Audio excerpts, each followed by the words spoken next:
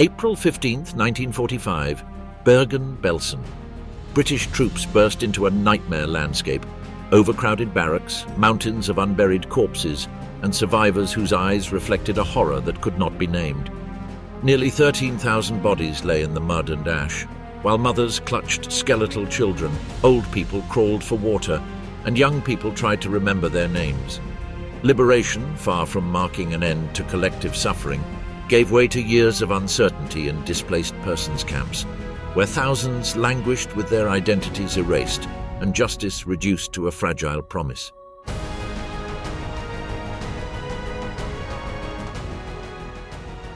Welcome to the Soldier's Diary. The Forgotten Refugees. Before the barbed wire fences at Bergen-Belsen and the trains to Auschwitz, there was a bureaucratic process. In 1935, as Germany was consolidating its international image, the Nuremberg laws deprived Jews of their civil rights. They were expelled from their jobs, schools, and parks, and their property was handed over to the state under official seals. By 1938, violence had escalated to a peak. During Kristallnacht, more than 1,400 synagogues were reduced to rubble, and 30,000 Jews were arrested, many of them sent to Dachau, Sachsenhausen, and Buchenwald. But that was only the prelude.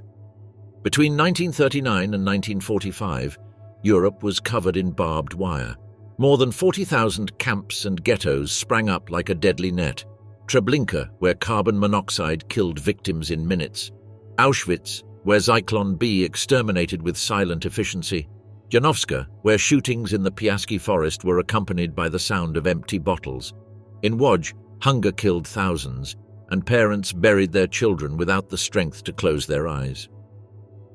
Dehumanization reached its climax at the Wannsee Conference in January 1942.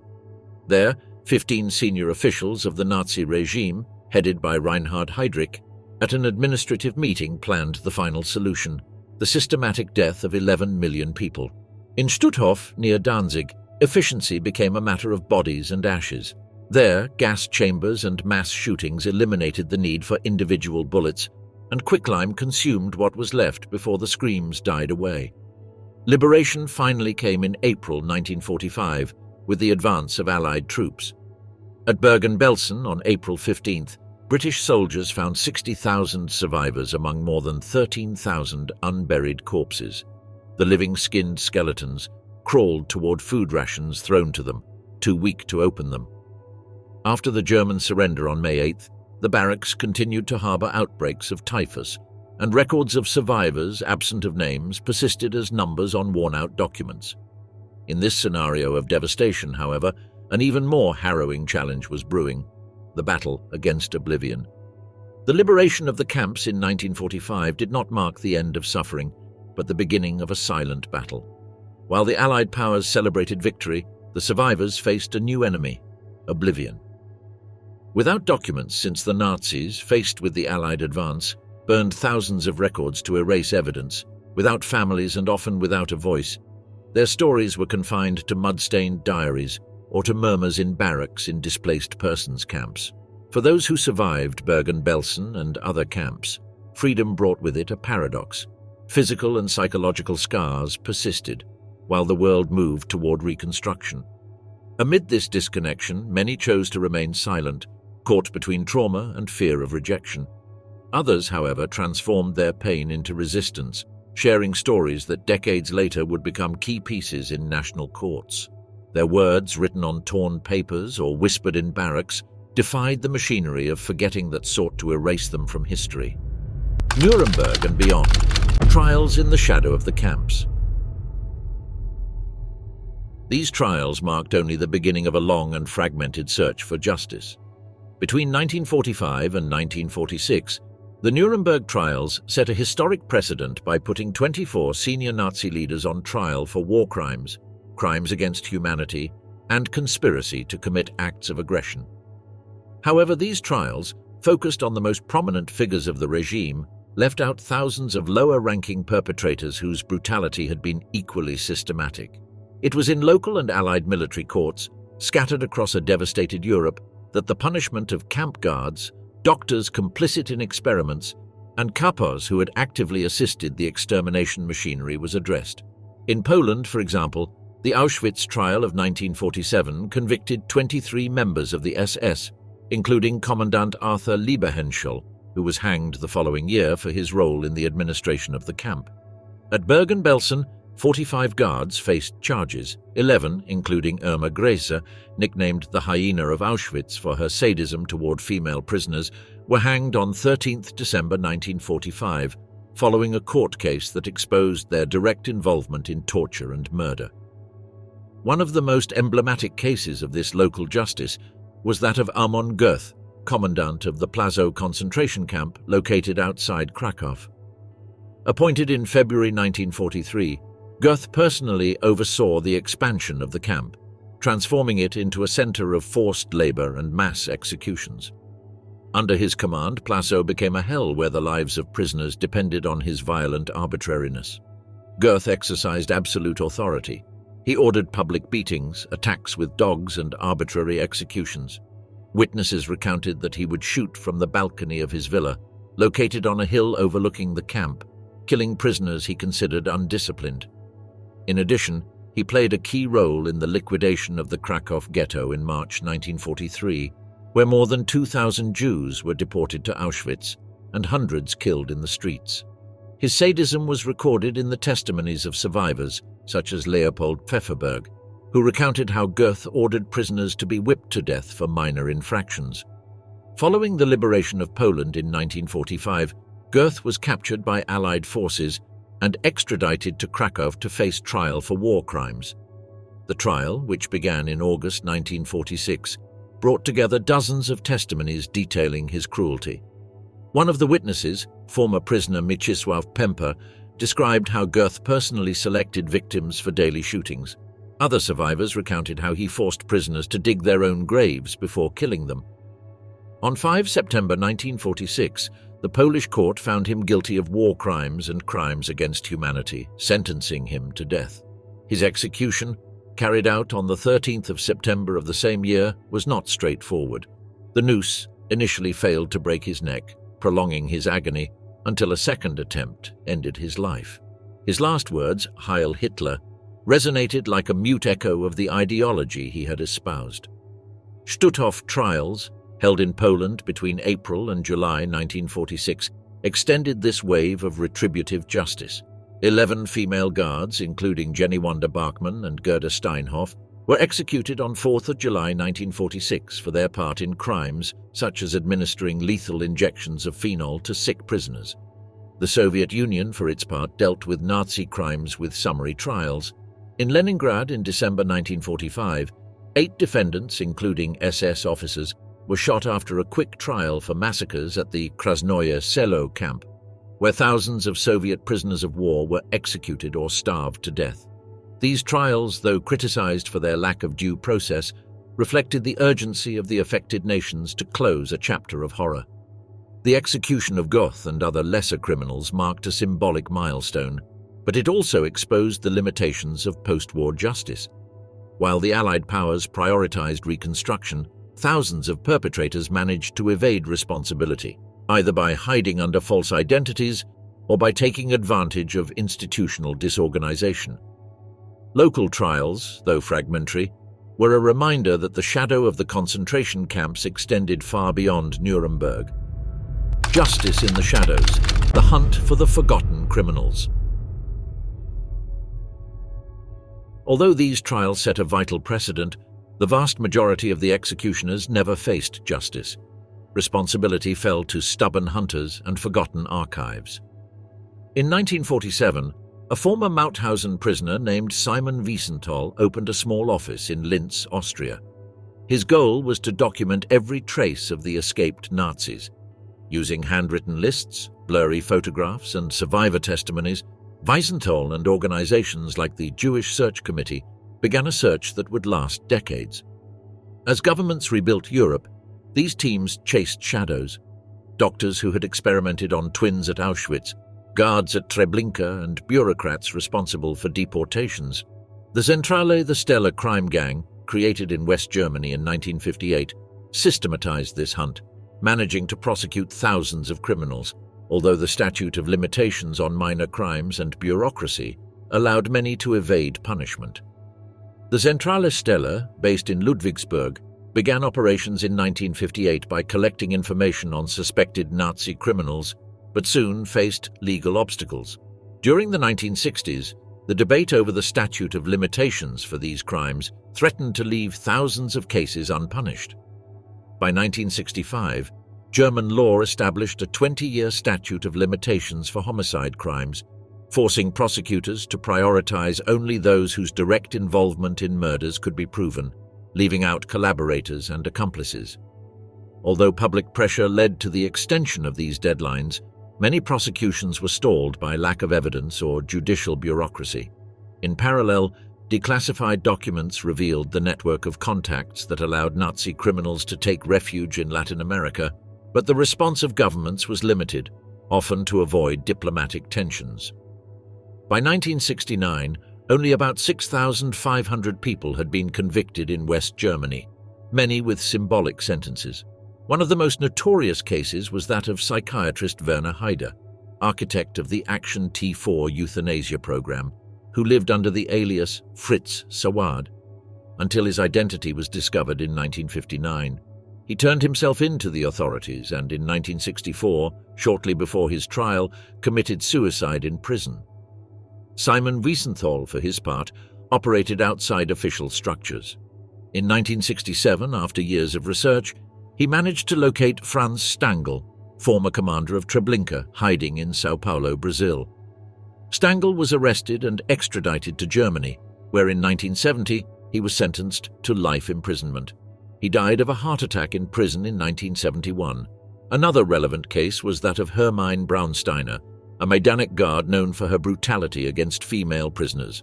Identified in New York under the name Hermine Ryan, she was the first Nazi criminal to be extradited from the United States in 1973 and convicted in Germany in 1981. In contrast, the case of Karl Linnas, an Estonian collaborator at the Tartu camp, showed the limits of justice. Captured in the US in 1981 and extradited to the USSR in 1987, he died in a Leningrad hospital shortly afterwards, without the death sentence imposed on him in absentia in 1962 being carried out.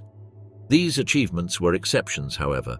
By 1980, it was estimated that of the approximately 100,000 perpetrators prosecuted, only 10% had received meaningful sentences. The disappearance of criminals exemplified the limitations of this hunt. Western intelligence agencies, more focused on containing communism during the Cold War, often ignored leads. A report by the Waldheim Commission exposed how Austria, under President Kurt Waldheim, a former Nazi intelligence officer, had protected former SS members in public office.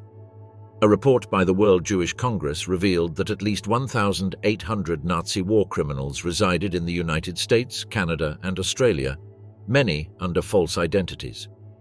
Klaus Barbie, the butcher of Lyon, managed to escape to Bolivia with the help of American intelligence services, who recruited him for his anti-communism. Barbie was not extradited to France until years later, where he died in prison. Although the Zentrale Stelle officially closed, its legacy ambiguous. Of the 7,000 investigations it launched after its founding, only 136 resulted in convictions. The last trials depended on flimsy documentary evidence and nonagenarian witnesses. By then, most of the executioners had died, taking with them the details of a machinery designed to erase their traces. Justice, like the ghosts it haunted, became an ever-fading echo. The ship that forged a nation. Frustration with the impunity of Nazi criminals continued to echo persistently in Europe, and it was precisely this same lack of justice that contributed to the emergence of a new hotbed of conflict in the region. In July 1947, a rickety ship called the Exodus 1947 left the port of Sète in southern France, with 4,500 Holocaust survivors on board. Most were Jews who had lost their families in camps such as Auschwitz or Treblinka and were now seeking to reach Palestine, then under British control.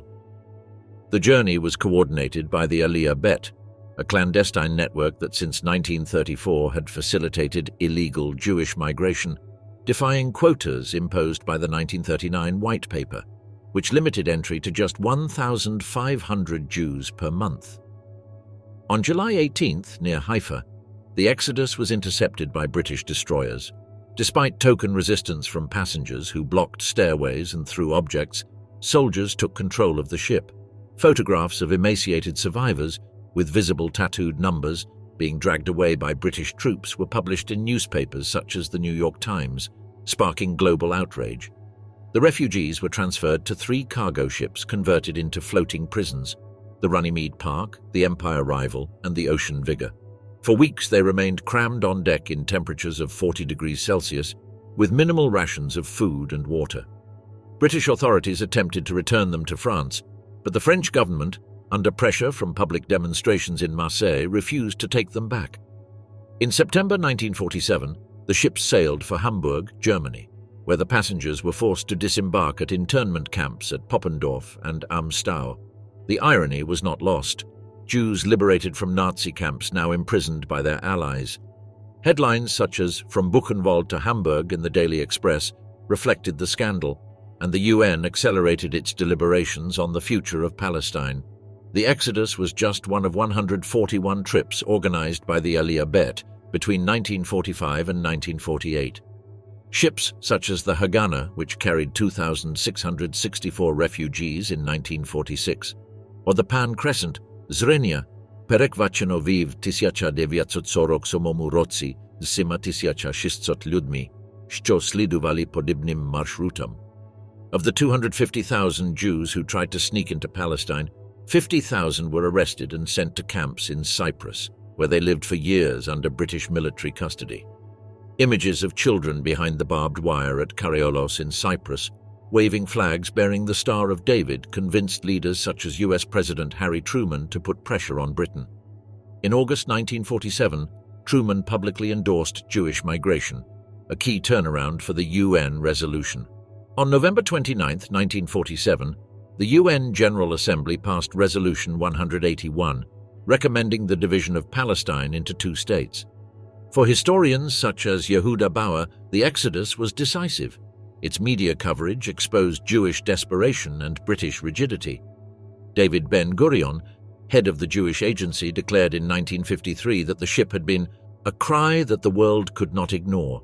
However, implementation of the resolution faced immediate obstacles. While the Exodus passengers remained stranded in Germany until 1948, violence between Arab and Jewish communities in Palestine escalated, foreshadowing a conflict that would define the next decade. Exile in Latin America, promises and disappointments. The 1947 UN resolution had marked a crucial step towards the creation of the State of Israel, but for many of the refugees who survived the Holocaust, the search for a safe home became an ongoing struggle. While the eyes of the world were focused on the nascent Jewish nation, thousands of survivors faced another kind of exile, one that took them to Latin America. Far from the promises of a new homeland in Palestine, these Jews found an uncertain fate in countries such as Argentina, Brazil, Uruguay, and Mexico. There, the welcome was often ambiguous, as while some governments allowed the entry of refugees, in many cases they faced bureaucratic obstacles, discrimination, and immigration restrictions that limited their settlement. In addition, in certain political and social sectors, anti-Semitic prejudices persisted that made it difficult for them to fully integrate into local communities. In Argentina, immigration policies toward Jewish refugees fluctuated over the years. During the 1930s, the government imposed bureaucratic obstacles to Jewish immigration, reflected in secret circulars that promoted restrictions based on criteria of assimilability. An internal memorandum from the Ministry of Foreign Affairs in 1938 revealed instructions to refuse visas to Jews on the grounds of overpopulation, despite the need for labor for the country's agricultural expansion. However, under the government of Juan Domingo Perón, Argentina received around 30,000 Jewish immigrants in a contradictory context. While efforts were made to strengthen ties with the local Jewish community and allow the arrival of refugees, the entry of Nazi war criminals was also facilitated through clandestine networks. This duality marked the experience of many Jews who, although they found refuge in Argentina, had to coexist with former leaders of the regime that had persecuted them in Europe. The post-war period did not bring immediate relief to those who survived the Holocaust and who, after the German surrender, were forced to emigrate in search of a new beginning. Between 1946 and 1950, refugees who arrived in Brazil faced obstacles that complicated their integration. While some managed to adapt, others were limited by institutional practices that required the presentation of Catholic baptism certificates to access public jobs, which led many to hide their identity or adapt to the norms of a deeply Catholic society. In Uruguay, the situation was no less challenging, although immigration policies were relatively more flexible. The Jewish community in Montevideo lived an experience marked by violence from nationalist sectors, which increased during those years. Despite the hardships and hostility they faced in these countries, Jewish immigrants, over time, left an indelible mark on the societies that welcomed them. Yet, despite all these achievements, the contradiction persisted. As they built communities, erected institutions, and left their mark on society, there remained a lingering doubt about whether they truly belonged in the places they now called home. Fate of other minorities after the war. While Jewish immigrants continued to face the uncertainty of belonging to a new home, the traces of the Holocaust extended beyond their community, affecting other groups persecuted by the Nazi regime. The Holocaust, although mostly associated with the extermination of Jews, devastated other communities under Nazi racial logic. Gypsies, persecuted under the decree for the fight against the Gypsy Plague of 1938, were victims of the Porajmos, the Romani genocide that claimed between 220,000 and 500,000 lives. After the war, survivors faced double punishment. In West Germany, the 1953 compensation laws excluded Gypsies, considering their persecution a police crime, not a racial one, and it was not until 1979 that they were officially recognized as victims of the Holocaust. In France, a 1946 decree prohibited nomads from traveling without special permits, a policy that remained in effect until 1969, keeping entire families in guarded camps. Political prisoners and communists, incarcerated in camps such as Dachau or Buchenwald, faced divergent fates depending on the geography of the post-war period. In the German Democratic Republic, many former communists, such as Erich Honecker, rose through the ranks of government, holding key positions in the Socialist Unity Party of Germany, SED.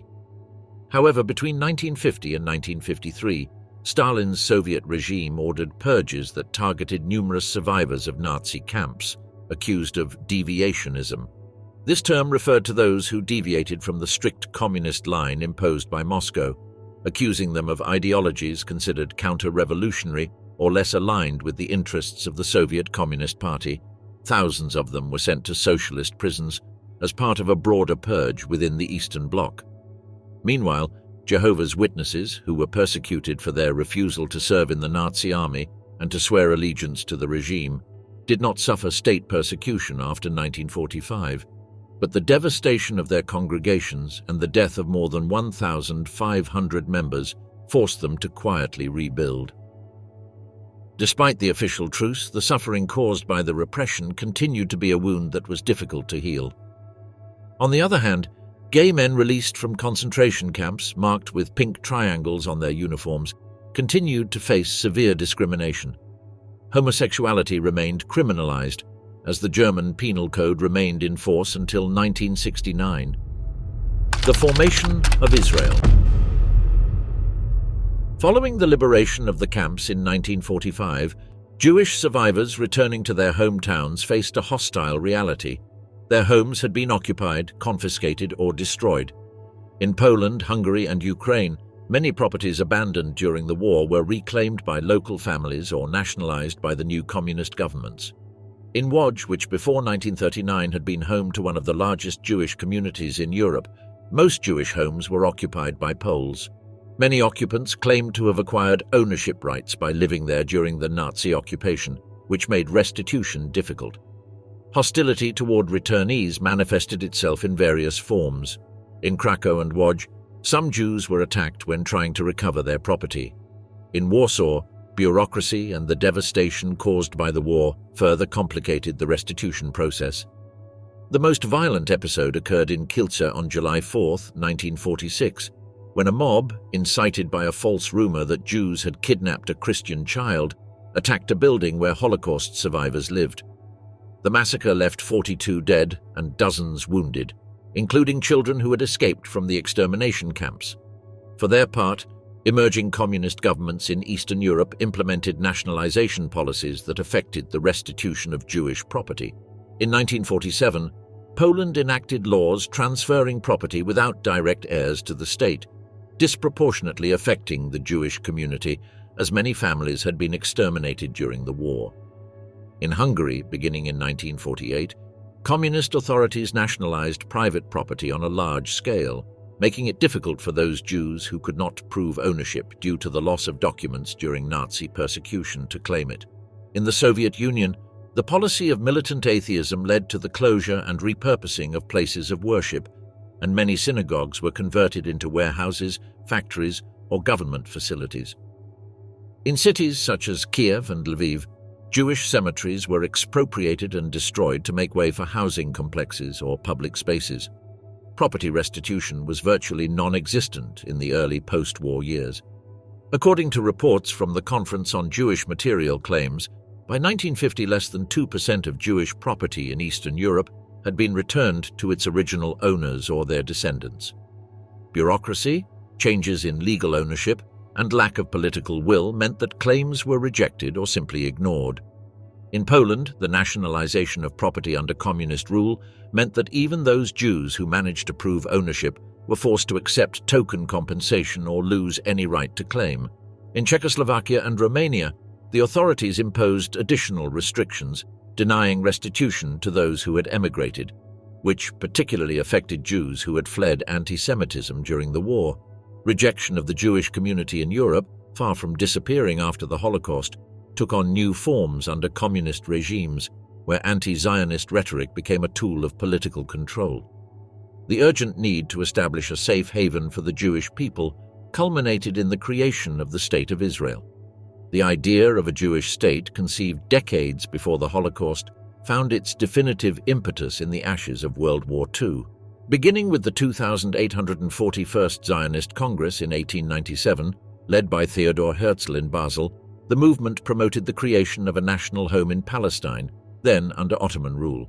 By 1947, after 3 decades of British rule, the region was home to 1.2 million Arabs and 600,000 Jews, many of them arriving during the waves of migration in the 1920s and 1930s. Tension between the two communities, aggravated by the British White Paper of 1939 restricting Jewish immigration, reached a critical point after the Holocaust. The creation of a Jewish state in Palestine became an urgent necessity for the survival and protection of the Jewish people, and the massive influx of migrants into the region as they fled persecution and anti-Semitism greatly increased the pressure on already established communities.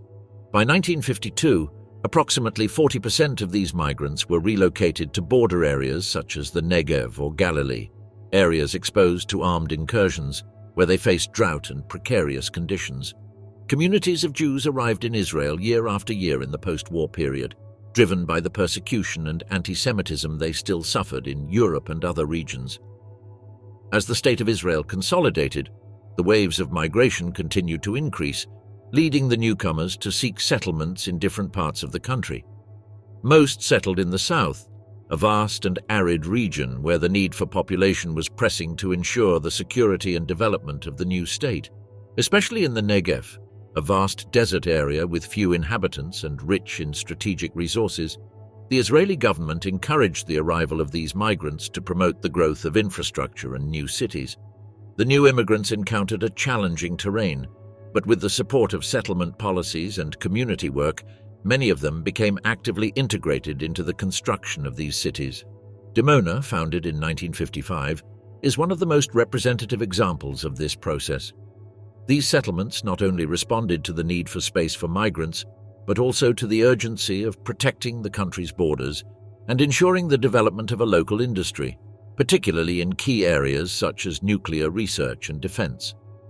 Through these efforts, the immigrants, mostly from Eastern European communities, played a crucial role in strengthening the foundations of the State of Israel, contributing to economic growth and the construction of a sense of national identity.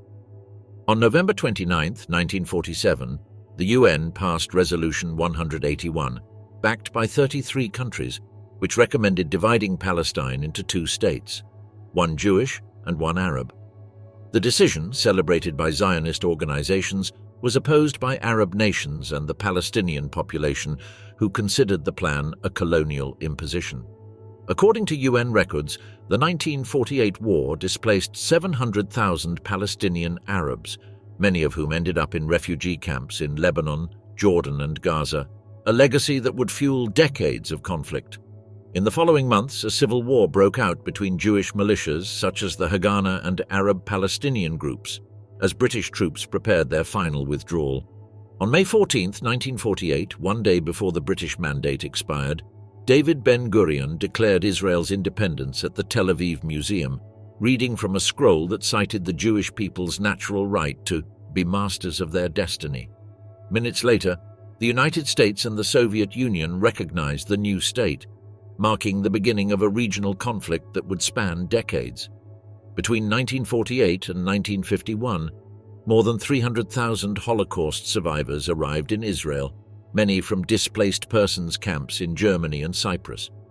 Poland, which before the war was home to 3.3 million Jews, contributed 100,000 migrants, while another 50,000 left from Bulgaria and Romania. The 1950 Law of Return granted automatic citizenship to any Jew entering the country, a policy designed to consolidate a national identity after centuries of diaspora. In parallel to this reconstruction, Israel sought to heal symbolic wounds.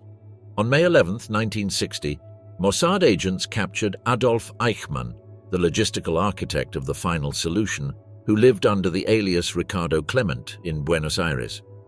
Kidnapped and taken to Jerusalem, Eichmann was tried in 1961 before an Israeli court. During the trial, 111 witnesses, including survivors such as Yehiel Dinur, exposed in detail the machinery of the Holocaust. Eichmann, sitting behind bulletproof glass, declared, "I am not a monster. I am a victim of the mistake of obedience," arguing that he was only following orders. On December 15, 1961, he was found guilty of crimes against humanity and hanged on May 31, 1962, the only civilian execution in Israel's history. The birth of Mossad: espionage, survival, and justice. The Holocaust not only scarred Jewish memory, it redefined their approach to security. The failure of the Allied powers to stop the Nazi genocide, coupled with the vulnerability of a stateless people, convinced Zionist leaders that survival depended on an autonomous, proactive intelligence. This conviction was realized in 1951 with the creation of the Mossad, although its roots go back to the Shai, the Haganah intelligence service that operated underground during the British Mandate of Palestine, a period spanning from 1920 to 1948. Led by figures such as Ezra Danin, the Shai specialized in infiltrating colonial administrations, intercepting Arab communications, and protecting illegal immigrant convoys. Its agents, many of them veterans of the Jewish Brigade that fought alongside the Allies in World War II, acquired skills in sabotage and counterintelligence that would later be instrumental in the Mossad.